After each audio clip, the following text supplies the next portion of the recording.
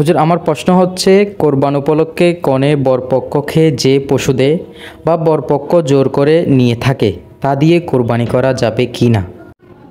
আচ্ছা আচ্ছা এখন কথা হচ্ছে, কনের পক্ষ থেকে যদি কোনো বরের পরিবারকে হাদিয়া তোহফা দেয়, কুরবান উপলক্ষে যদি গরু কিংবা ছাগল দেয়, তাহলে সেটাকে ইসলামী শরীয়ত মতে এটাকে বলা হবে হাদিয়া। যদি সেটা জোর জবরদস্তি ছাড়া হয় এবং এটা যদি একান্তই কনের পরিবারের পক্ষ থেকে যদি একান্তই ভালোবাসার উপহার স্বরূপ কিংবা মেয়েকে বিয়ে দিয়েছে সেই হিসাবে যদি কেউ দেয়, তাহলে সেটাকে হাদিয়া বলা হবে। অতএব হাদিয়া যখন কেউ কাউকে দেয়, যাকে দেয় সেই মালিক হয়ে যায়। এমত অবস্থায় সেই ব্যক্তি যদি কনের পক্ষ থেকে যেই গরু কিংবা ছাগল যে উপঢৌকন যে হাদিয়া পেয়েছে সেটা দিয়ে যদি কুরবানি করতে চায়, তাহলে কুরবানি অবশ্যই হয়ে যাবে, সন্দেহাতীতভাবে হয়ে যাবে।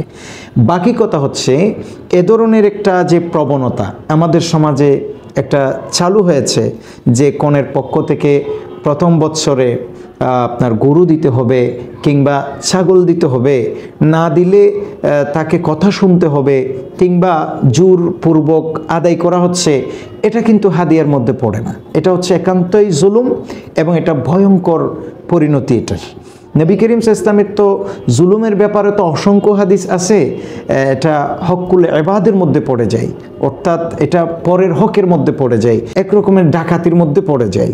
কমপ্লিট এটা জুলুম এক কথাই। সুতরাং আমার নবী বলেছেন যে আয-যুলমু যুলমাতুন ইয়াউমাল কিয়ামা, যে ব্যক্তি সামান্য পরিমাণও কেউ কাউকে জুলুম করেছে, তাহলে সে নিঃসন্দেহে কিয়ামতের ময়দানে সে অন্ধকারাচ্ছন্ন অবস্থায় উঠবে।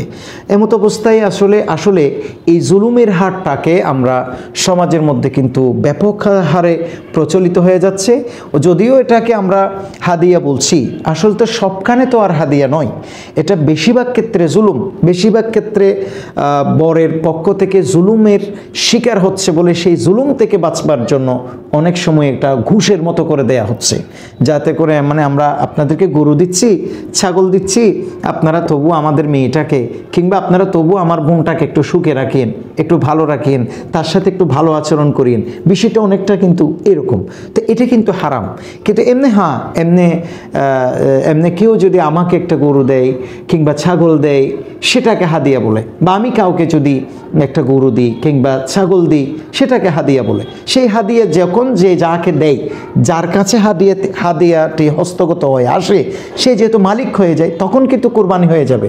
কিন্তু জুলুম করে নেয়ার পর আর সেটা কুরবানি হবে কিনা, এটা মাসালাটা জিজ্ঞেস করাও তো এটা একটা মানে কেমন কমপ্লিট। এটা জুলুম করে আপনি গরুটা কারো থেকে আদায় করলেন, ছাগলটা কারো থেকে আদায় করলেন, সেই জুলুমের জিনিস দিয়ে আপনি আবার আল্লাহর ইবাদত করতে চাচ্ছেন।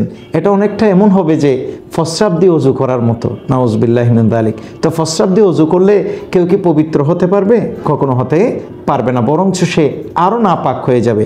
ঠিক সেভাবে কাউকে যদি কারোর থেকে যদি জোরপূর্বক কোনো গরু ছাগল আদায় করা হয়, সেটা নিয়ে যদি কুরবানির বাহাদুরি করে সেটা নিয়ে যদি কুরবানি দেয়, তাহলে সেই কুরবানি হবে না। এটা হলো শরীয়তের ফয়সালা।